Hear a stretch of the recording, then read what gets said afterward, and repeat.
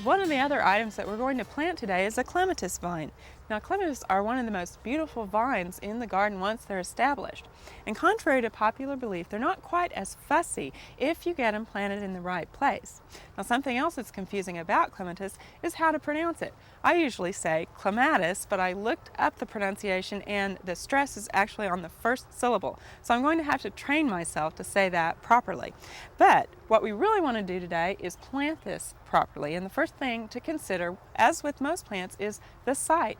Clematis need a site in full sun, and the actual rule of thumb is their head in the sun and their foot in the shade. It's very important to have a clematis planted in a spot that has a cool root system.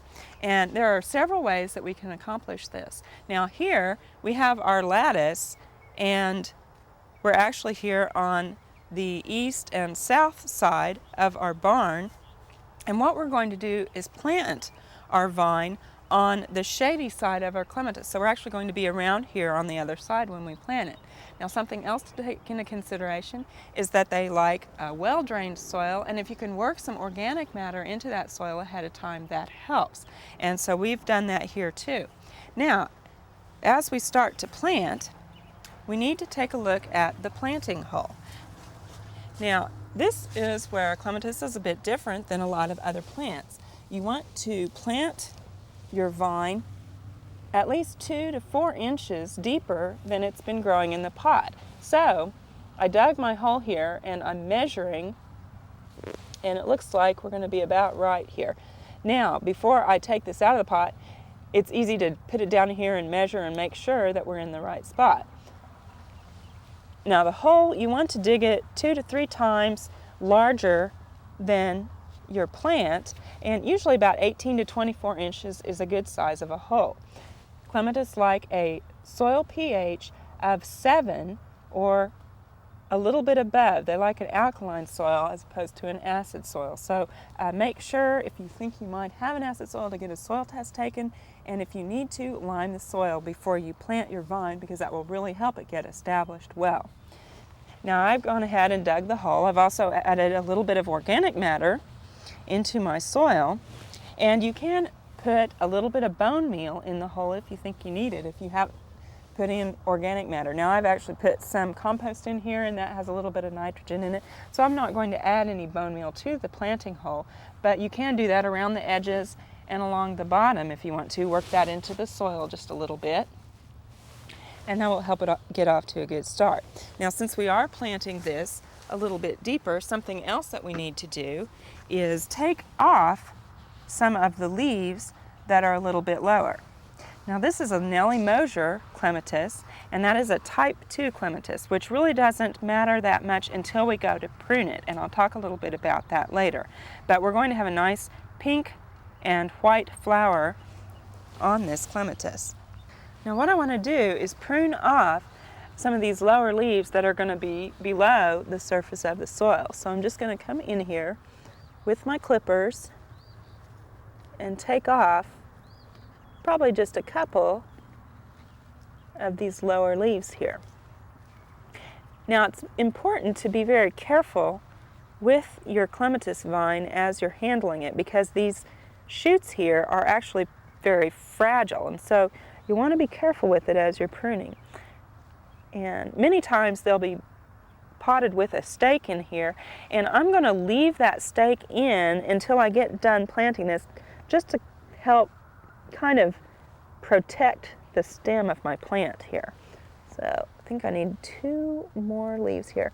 Now the reason that we're planting this deeper than it was grown in the container is that it helps the clematis root from the shoots. They'll get more roots here from the shoots off to the side, and it also helps more shoots come up from the ground, so your clematis will fill in better on the trellis. You probably noticed before that they have a tendency to look bare at the bottom and have one stem coming up, and then you have a big tangle of leaves and blooms up at the top. And if you plant it deeper, that'll help with this problem. The other problem that planting your vine deeper will help with is clematis are prone to clematis wilt.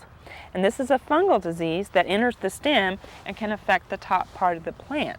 And the whole top can die. If you've seen the top kind of turning black and dying and wilting on you, you may have clematis wilt. Now it will die back, but it doesn't affect the roots. So if you can prune this back clear to the ground, if you notice this problem, and it can send shoots back up from the roots, then it won't kill your vine completely, and you'll be able to save the roots and get new top growth. Okay, now I'm just going to take this out of the pot and place it in my planting hole. And this is a good time of year to plant clematis here in the spring. And once we have planted it, we're going to want to watch the water on it very carefully. And this is important, especially in that first year. Okay, now, the other thing that's important when we're planting is to make sure that we've got some kind of support for our vine to twine around. And clematis actually twine with their leaves. They act as tendrils, and these will twine. So we're going to want to do some training on that once we get it planted.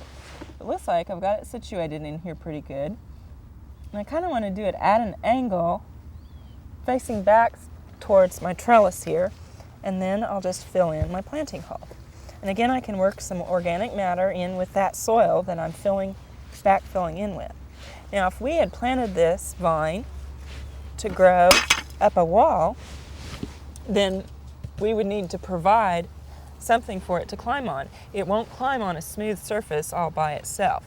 So you need to have something for these little tendrils to twine around. Okay, now I've got my vine planted. I need to come in and water this in, and even putting a little bit of mulch around here will help.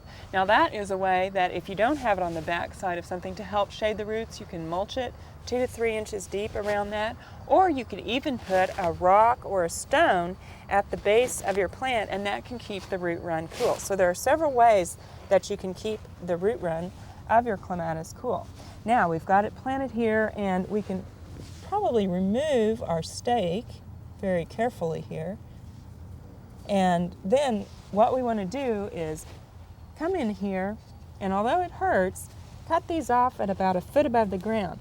Now clematis leaves are opposite each other. There are 2 buds here on either side, and so you want to cut straight across the top just above that bud. You can see here we're just cutting right straight across very cleanly right above that bud.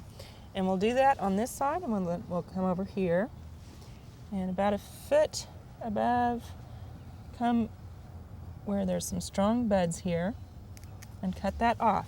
And we're going to train this, and we'll kind of get it started in that right way, but this will take a little bit of diligence here at first. As this grows and starts to send off shoots, we'll want to train them so they're on the other side of our trellis. And if you can, train them horizontally, and that will help them flower and sprout a lot better if you train them that way. So get your clematis planted properly, even if you can't pronounce it, plant it properly to begin with, and you'll have a lot of success with it later on.